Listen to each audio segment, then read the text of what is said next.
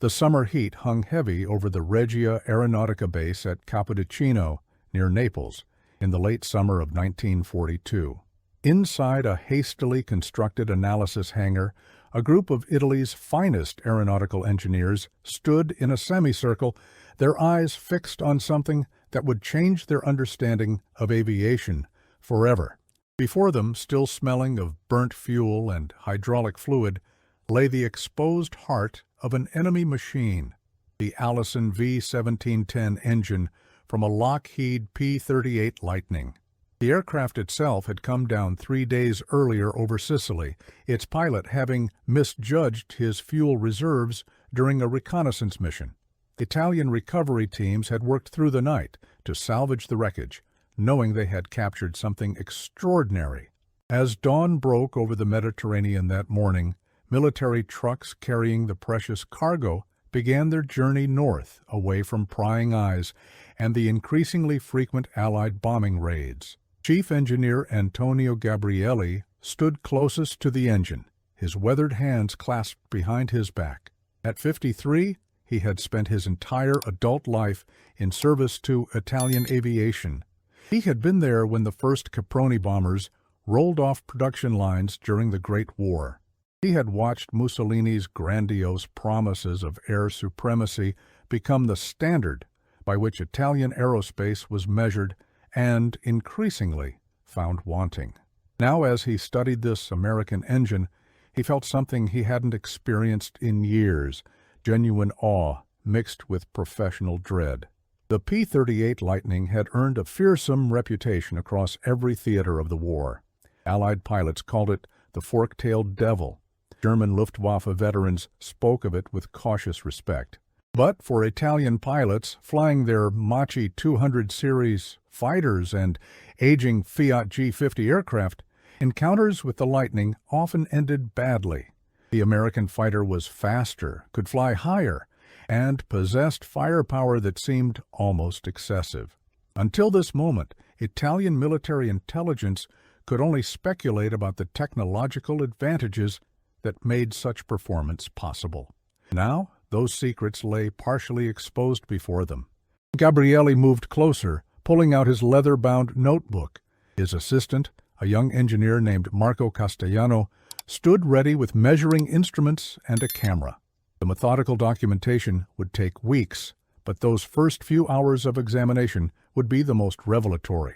Sometimes, in engineering, the most profound insights come not from detailed analysis, but from that initial moment of recognition when you realize just how far behind you've fallen. The Allison engine represented everything the Regia Aeronautica lacked. Gabrielli could see it immediately in the precision of the machining, the sophistication of the supercharger assembly, and the elegant integration of systems that Italian manufacturers still struggled to coordinate. He ran his fingers along the crankcase, feeling the smoothness of the aluminum alloy. The material itself spoke volumes.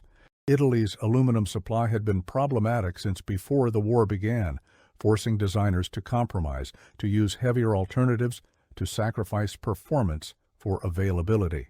But this American engine showed no such compromises.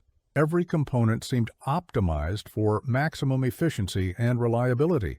The turbo supercharger installation alone represented years of research that Italian aerospace had simply not conducted. While Italian engineers had been focused on conventional supercharger designs, perfecting systems that were already obsolescent, American industry had moved ahead to embrace forced induction at a scale that seemed almost wasteful in its ambition.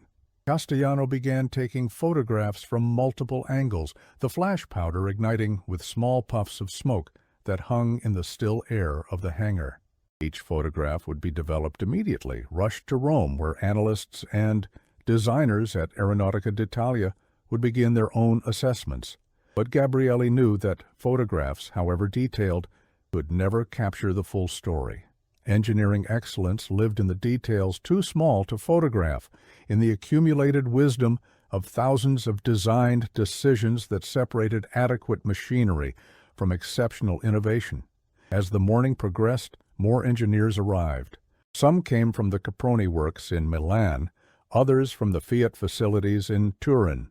A contingent from the technical office of the Air Ministry brought with them thick folders of intelligence reports, pilot testimonies, and combat assessments. Everyone understood the significance of this opportunity. Captured aircraft were rare enough. A largely intact engine from one of the enemy's most advanced fighters was unprecedented.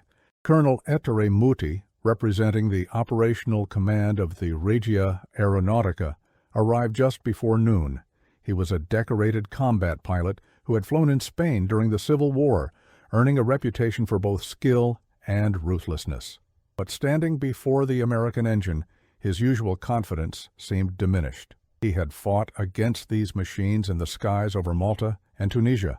He had seen friends disappear in brief, violent encounters where the lightning's superior speed and climb rate made escape impossible. "Can we build this?" Muti asked, his voice carrying across the hangar. The question hung in the air. Gabrielli chose his words carefully. The truth was complicated, uncomfortable, and politically dangerous. Italy's aviation industry had never recovered from the disruptions of the Great War. While Germany had been forbidden from aviation development by the Treaty of Versailles, and then rebuilt their industry from scratch with modern approaches, Italy had limped along with outdated infrastructure and conservative design philosophies. While American factories had embraced mass production and standardization, Italian manufacturing remained largely artisanal, treating each aircraft almost as a custom creation. "We can understand it," Gabrielli finally replied. "We can learn from it. Whether we can replicate it depends on factors beyond pure engineering." Muti nodded slowly. He was too experienced to expect comforting lies. The war was not going well. North Africa was becoming a disaster. The Soviet Union had proven far more resilient than anyone anticipated. And in the skies over Italy itself, Allied bombers were beginning to appear with increasing frequency, often escorted by fighters that Italian interceptors simply could not match. The examination of the Allison engine continued through the afternoon. Specialists focused on different systems, each making notes, taking measurements, sketching details. The ignition system alone represented a significant advancement over Italian designs. The fuel delivery system showed a level of precision that would require entirely new manufacturing techniques. The bearing assemblies used materials that Italian metallurgists had been trying to develop for years without success. As evening approached, Gabrielli called for a break. The engineers gathered in an adjacent room where a simple meal had been prepared. The conversation was subdued, technical, but underneath the professional discussion ran a current of realization. They were not merely examining a superior engine, they were confronting the gap between Italian capabilities and the industrial might of a nation that had fully mobilized for war. Dr. Giuseppe Paterini, one of Italy's leading experts in propulsion systems, spoke what many were thinking. The Americans are not just ahead of us in design, they're ahead of us in manufacturing philosophy. This engine tells me they've solved problems we're still debating. They've standardized processes we're still experimenting with. They've achieved tolerances we consider theoretical limits. Another engineer, Luigi Pascal, added, and they're producing these by the thousands.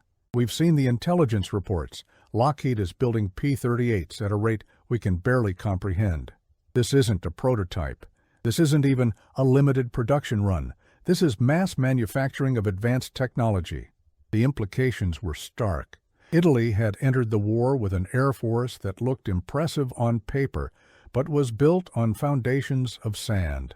The aircraft were often beautiful, occasionally innovative, but ultimately inadequate. Pilots were brave, training was rigorous, but machines matter in aerial combat. Speed matters, climb rate matters, firepower matters, reliability matters. And in every category that truly mattered, Italy was falling behind. Gabrielli returned to the hangar as the sun set, casting long shadows through the open doors. He stood alone with the engine, this captured piece of American industrial prowess. He thought about the young pilots he had met, teenagers barely old enough to shave, climbing into Machi fighters that were outclassed before they left the ground.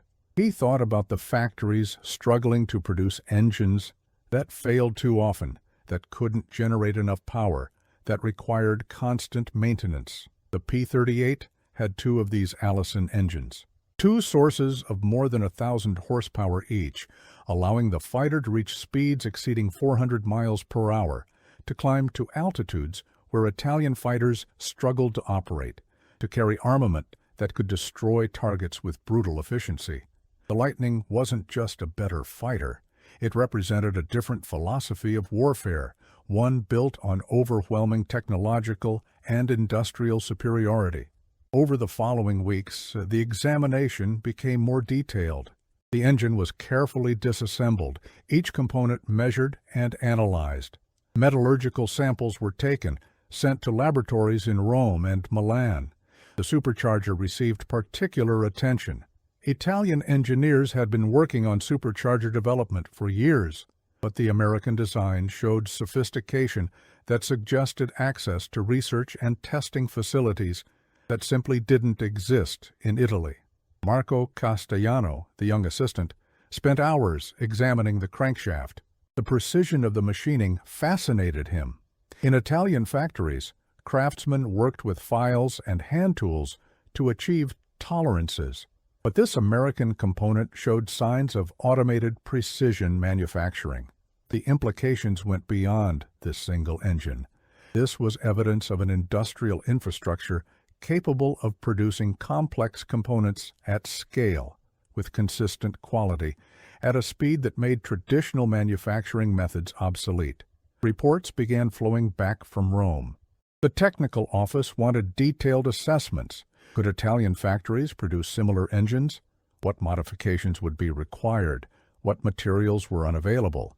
What manufacturing techniques needed to be developed? The questions came in thick folders, marked with classifications and urgency stamps. Gabrielli drafted his responses carefully. The technical answers were straightforward but damning. Italy lacked the high-grade aluminum alloys the engine required. Italian manufacturing couldn't achieve the necessary tolerances without massive investment in new machinery. The specialized steels used in the crankshaft and connecting rods exceeded Italian metallurgical capabilities. The electrical components required production techniques that didn't exist in Italian factories. But beyond the technical limitations lay something more fundamental. The Allison engine represented decades of American investment in aviation research, in materials science, in manufacturing innovation. It represented a society that had embraced mass production and standardization as virtues rather than compromises. It represented an economy that could afford to pursue perfection rather than settle for adequacy. Colonel Muti returned several times during the examination period. Each visit seemed to burden him with additional weight. He was fighting a war with inadequate tools, sending men into combat, knowing they were disadvantaged before the first shot was fired. The captured engine offered knowledge, but no solutions. Understanding the enemy's advantages didn't provide the means to overcome them. The pilots are asking for better aircraft, Moody said during one visit. They know they're outmatched. They see the American fighters and understand what they're facing. But what do I tell them? That we've examined their engines and confirmed our fears, that we understand exactly how superior their machines are? Gabrielli had no comforting answer. The truth was that catching up would require time Italy didn't have, resources the nation couldn't spare, and industrial capabilities that would take years to develop. The war was being fought now in the skies over the Mediterranean, over Italy itself. Understanding the gap was valuable for post-war planning, for future development, but it offered little solace to pilots flying obsolescent fighters against opponents who enjoyed every technological advantage. The examination continued through September and into October. By then, Allied bombers were reaching Italian industrial centers with increasing regularity. The Caproni facilities in Milan suffered a devastating raid. The Fiat works in Turin faced repeated attacks. The very factories that would need to implement lessons learned from the captured engine were being systematically destroyed. Dr. Paterini spent weeks focused solely on the supercharger assembly. It represented, in his assessment, the single most significant technological gap. Italian engines of comparable displacement produced far less power at altitude, limiting fighter performance at exactly the heights where combat was increasingly taking place. The American supercharger design showed a level of thermodynamic efficiency that suggested years of dedicated research. "They've solved problems we didn't even know we had," Paterini confided to Gabrielli late one evening. "Look at the intercooler integration. Look at the ducting design. Look at the way they've managed heat transfer. This isn't just good engineering. This is the result of systematic research, extensive testing, and the freedom to iterate until perfection is achieved." Italian engineers, constrained by limited budgets and pressing production demands, rarely had the luxury of iteration. Designs were rushed into production. Problems were discovered in service. Modifications were made in the field. The American approach, with its emphasis on development and testing before mass production, represented a different paradigm entirely. As autumn deepened, the strategic situation deteriorated. North Africa was lost. Sicily would soon be threatened. Allied air superiority over the Mediterranean was becoming absolute. The knowledge gained from examining the P-38 engine felt increasingly academic. Understanding the enemy's advantages mattered little when you lacked the means to counter them. Gabrielli prepared his final report in November. It ran to over 200 pages, including detailed technical drawings, metallurgical analyses, and manufacturing assessments. The conclusion was careful in its language, but clear in its implications. Italy could not build an equivalent to the Allison V-1710 engine with existing resources and infrastructure. Attempting to do so would require investments that exceeded available capacity and would divert resources from desperately needed current production. The report did, however, include recommendations for immediate improvements to existing Italian engines. Modest modifications to supercharger designs, changes to ignition systems, improvements to fuel delivery mechanisms. These wouldn't close the performance gap, but they might narrow it slightly, might give Italian pilots marginally better odds in combat. The captured P-38 engine was eventually moved to a research facility outside Rome, where it would be studied for the remainder of the war. Parts of it would be distributed to various institutions, universities, and research centers, where Italian engineers continued to learn from American design philosophy long after the fighting ended. But in those final months of 1942, as Gabrielli stood in the Capodichino hangar for the last time before returning to his offices in Milan, he understood what they had really discovered.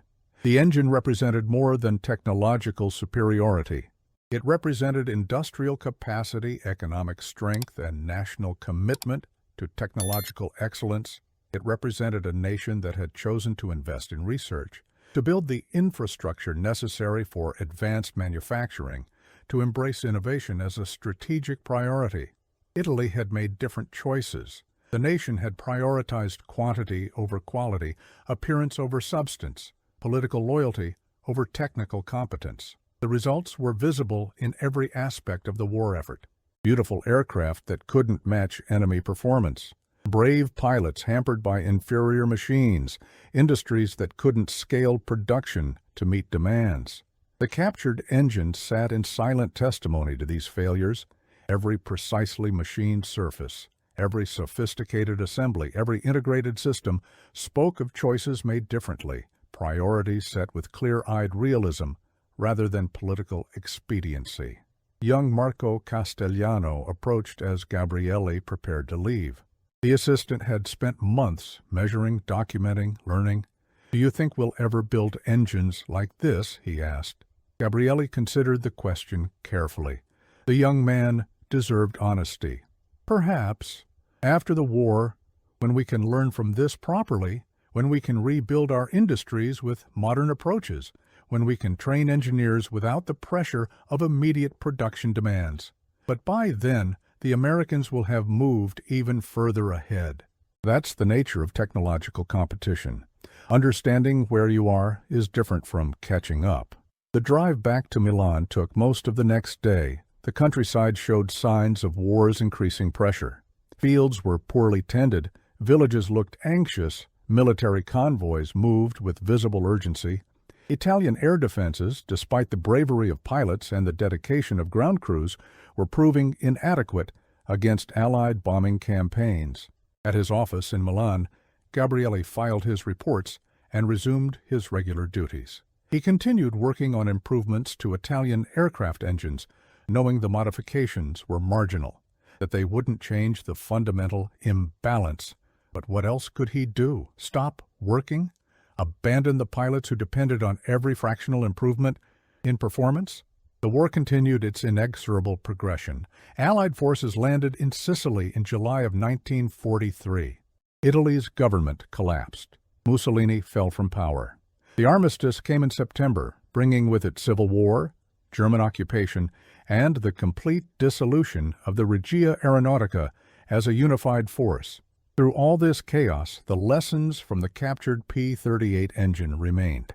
Italian engineers who survived the war carried those insights forward.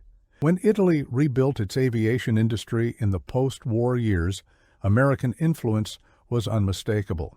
The understanding of manufacturing precision, of systematic testing, of iterative design development, all these principles learned from examining that single captured engine became foundational to Italy's aviation renaissance. Dr. Paterini would go on to work with Alfa Romeo in the post-war period, applying lessons learned to automobile engine design.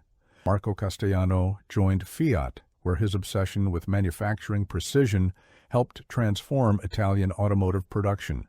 Colonel Muti did not survive the war, but his concerns about technological disadvantage would shape post-war Italian military procurement for decades. As for Antonio Gabrielli, he continued in aviation until retirement, always keeping a small photograph in his desk drawer. It showed the Allison V1710 engine on that first day of examination, surrounded by Italian engineers who were about to understand just how far behind they had fallen. He would look at that photograph occasionally and remember the mixture of fascination and dismay, of professional admiration and national disappointment. The P-38 Lightning continued its service throughout the war, fighting in every theater, earning its reputation as one of the conflict's most effective fighters. Thousands were produced. They flew over Europe, the Pacific, North Africa, defending bombers, conducting reconnaissance, engaging enemy fighters with devastating effectiveness. Each one carried 2 Allison engines, each representing American industrial might. For the Italians who examined that captured engine in the summer of 1942, the experience was transformative. They saw the future of aviation, and it looked nothing like the present they inhabited. They understood, with painful clarity, the consequences of industrial inadequacy, of technological complacency, of national priorities misaligned with modern warfare's realities. The engine itself, that specific V1710 from a P-38 that came down over Sicily, eventually disappeared into history. It was likely destroyed during one of the many bombing raids that devastated Italian research facilities. Or perhaps it survived, stored in some forgotten warehouse, a relic of a moment when Italian engineers confronted the gap between their capabilities and their enemies' achievements. But the lessons endured. In engineering schools across post-war Italy, professors would reference that examination, would discuss the principles discovered, would emphasize the importance of precision, of systematic development, of industrial capacity aligned with design ambition. The captured engine became a parable, a cautionary tale about the consequences of falling behind in technological competition. There's a broader truth embedded in this story, one that extends beyond Italian aviation or even World War II itself. Technological superiority in warfare doesn't come from individual genius or isolated breakthroughs. It comes from sustained investment, from industrial infrastructure, from societal commitment to innovation and excellence. The Allison engine wasn't superior because one American engineer was smarter than Italian counterparts. It was superior because America had built systems, industries, and institutions that supported sustained technological advancement. Italy's engineers were capable, dedicated, often brilliant in their problem-solving abilities, but they worked within constraints that made excellence nearly impossible. Limited budgets, inadequate materials, outdated infrastructure, political interference in technical decisions. These factors, more than any lack of talent or effort, determined outcomes. When those Italian engineers examined the captured engine, they weren't just learning about American design. They were confronting the consequences of their nation's choices, of priorities set by political leaders more concerned with appearances than reality, of an industrial policy that favored quick production over fundamental capability. The summer heat had returned to Capodichino by the time the examination concluded. The hangar, which had been a hub of intense activity for months, fell quiet. The engine was crated for transport, surrounded by packing material, secured for its journey north. The engineers dispersed, returning to their factories and offices, carrying with them knowledge that was both enlightening and dispiriting. In the years that followed, as scholars and historians examined World War II's technological aspects, the P-38 Lightning would be celebrated as one of the war's outstanding aircraft. Its distinctive twin-boom design, its impressive performance, its versatility across multiple roles, all these would be documented and analyzed. But for a small group of Italian engineers, the Lightning represented something more personal and more painful.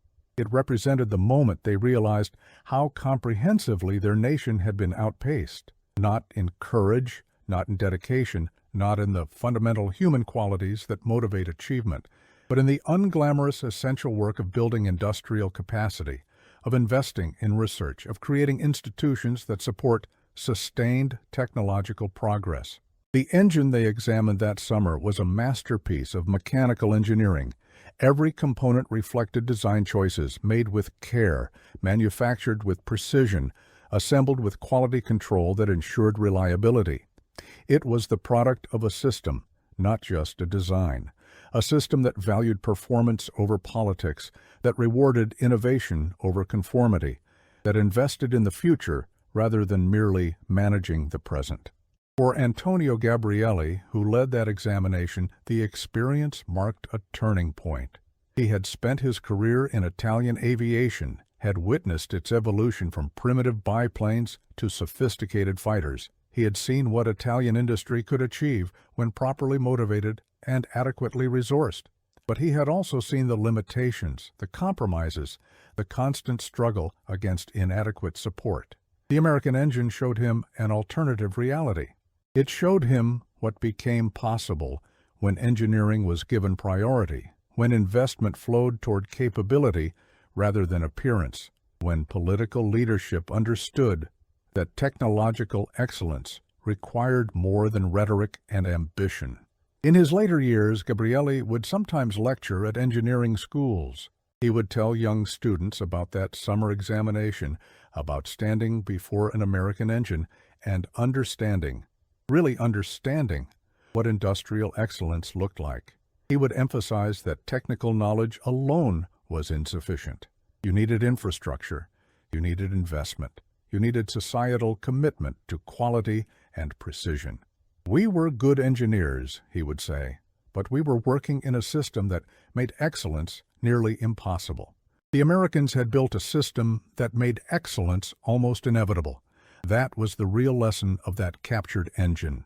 Not the specific technical solutions, though those were instructive, but the understanding that technology emerges from context, from infrastructure, from national priorities honestly pursued. The students would listen, would take notes, would absorb the lesson. Some would go on to help rebuild Italian industry, carrying forward the insights gained from that examination decades earlier. Others would join the broader European aerospace industry, contributing to collaborative projects that pooled resources and knowledge in ways that might have prevented the technological gaps of the war years. The captured P-38 engine, whether it survived or was destroyed, had already fulfilled its most important function. It had taught a generation of Italian engineers about the relationship between industrial capacity and technological achievement. It had demonstrated that excellence required more than talent and dedication. It required systems, infrastructure, and sustained commitment. As the afternoon light faded in that Cappuccino hangar, as the last measurements were taken and final photographs were captured, those Italian engineers carried away more than technical data. They carried away a profound understanding of what they lacked, what their nation had failed to build, what would need to change if Italy was ever to compete in modern aerospace. The war would end, new challenges would emerge, but the lessons learned from examining an enemy's engine would endure, shaping Italian aerospace for generations, reminding engineers that technological competition is won not in brief moments of inspiration, but through sustained commitment to excellence in every aspect of design, manufacturing, and implementation. In the end, that summer examination in 1942 was more than an intelligence-gathering exercise.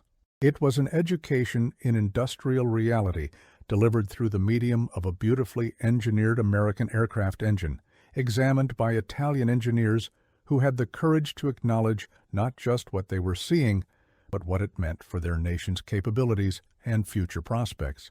The Allison V-1710 engine, in all its mechanical sophistication, had indeed shown them the future of aviation. And that future required more than understanding. It required transformation.